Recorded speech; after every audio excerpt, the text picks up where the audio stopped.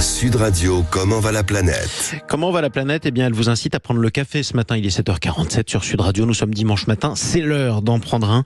Mais on parle de la planète et de l'impact de la production de café sur la planète avec notre invité Christophe Servel. Bonjour à vous.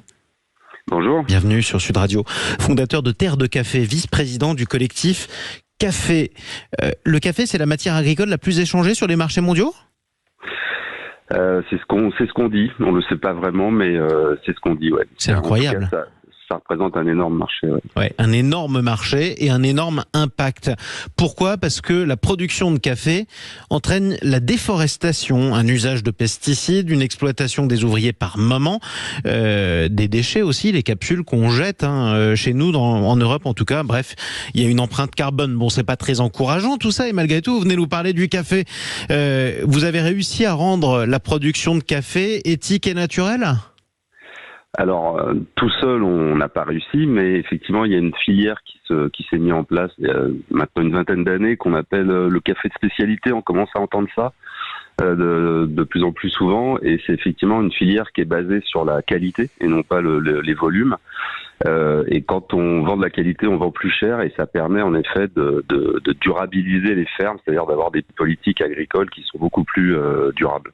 Exactement. Donc plus durable, ça veut dire quoi? Moins de pesticides, moins d'herbicides, moins de... Alors, plus durable, ça veut dire moins, et si possible, ça veut dire pas du tout, notamment d'herbicides.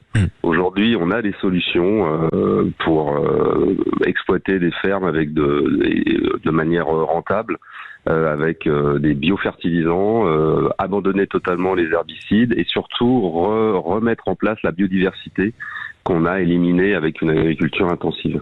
Effectivement, alors sauf que bon, ça a aussi un autre impact, c'est que ça finit par coûter plus cher. Ça coûte un peu plus cher, mais un des problèmes de la filière de caféière, qui est le problème aussi de nos agriculteurs ces derniers temps, c'est que les prix de marché sont beaucoup trop bas pour que cette filière soit rentable. Et des prix de marché trop bas font en sorte que les agriculteurs du café ont du mal à vivre. Et c'est une production qui est en chute, puisque les générations de producteurs ne sont plus renouvelées. Aujourd'hui, l'âge moyen d'un caféiculteur, c'est 59 ans. Et donc, on voit bien qu'il y a un problème, et que de toute façon, avec le réchauffement climatique, la production commence déjà à baisser, et que le prix du café va inévitablement monter. Est-ce que ça veut dire aussi qu'on en boira moins dans quelques années ?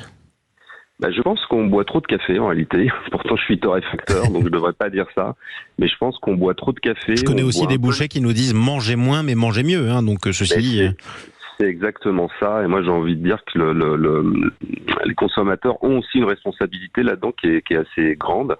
C'est de chercher à comprendre ce qu'ils achètent vraiment, de chercher à comprendre ce qu'ils boivent, ce qu'ils mettent dans leur corps, et de boire mieux, de boire du meilleur café et moins. Le café n'est pas vital, on n'est pas obligé de boire du café pour vivre, ce qui n'est pas le cas de l'alimentation ou de l'eau. Donc on peut vraiment avoir une démarche de sélection de son café et d'aller acheter son café chez des torréfacteurs. Et c'est en tout cas le message que vous vouliez porter. Je rappelle que vous êtes le fondateur de Terre de Café et vice-président du collectif Café. Merci beaucoup Christophe Servel. Merci beaucoup. Et merci d'avoir pris la parole sur Sud Radio.